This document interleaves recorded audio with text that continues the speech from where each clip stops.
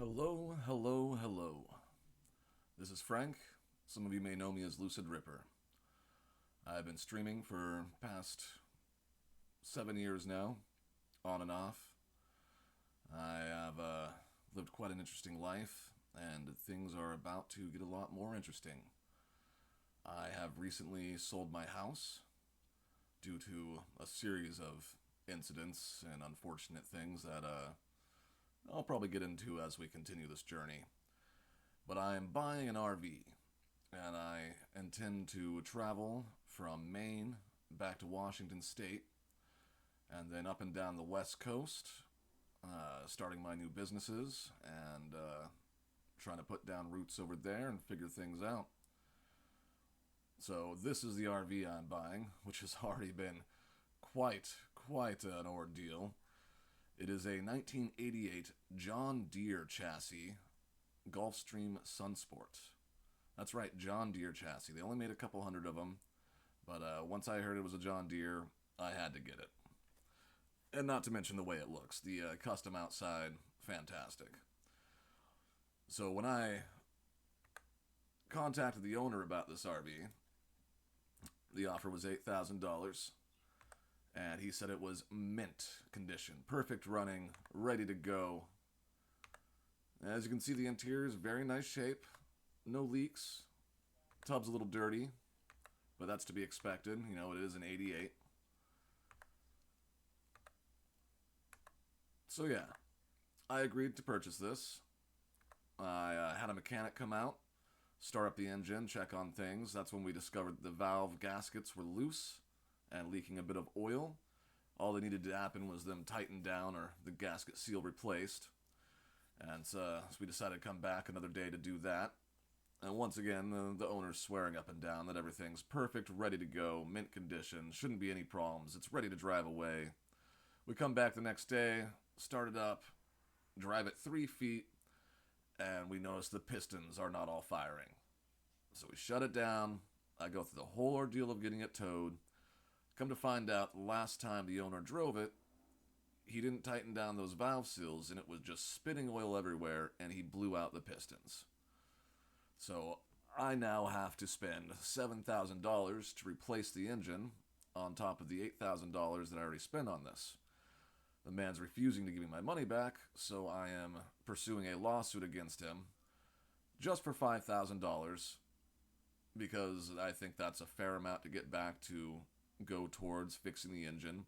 I could have done a lot more due diligence. I could have not handed him any money until I made sure it was ready to drive and was ready to go. But I made the mistake of handing him money before then and believing the man. So, I gotta take some responsibility there. So it's in the shop right now. I am tomorrow giving them the first half of the money to buy the new engine and drop it in. And then within a couple days, we'll be bringing it here to my house where I'm going to be remodeling it. A short remodel, just doing some of the remodeling here. The rest's going to happen in Washington. And then I'm going to move into it, and we are going to start our trip. So here is the plan. This is a 3D model I have made of the Gray Ghost. And here are the changes that's going to happen. First of all, we are adding keypad door locks. This down right here is going to be a leash for my dog, Kitsune. They have solar-powered spotlights, motion sensor spotlights here. And then cameras for the front, sides, and of course,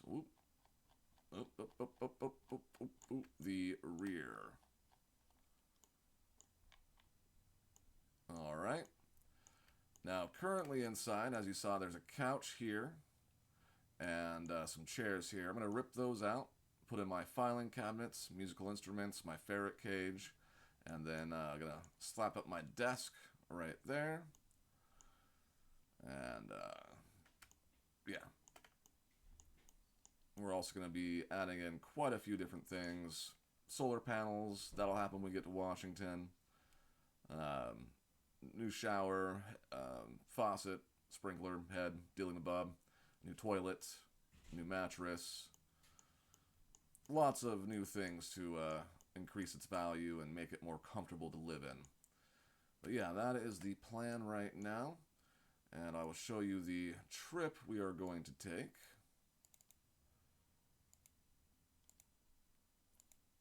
Here we are. We're going to be going from Dexter, Maine, stopping down at a friend's house in Connecticut. From Connecticut, we are going to go visit Niagara Falls, which I have never been to. And that's going to be interesting. We're going to stay the night there. And then from Niagara Falls, we are going to go up to Chicago.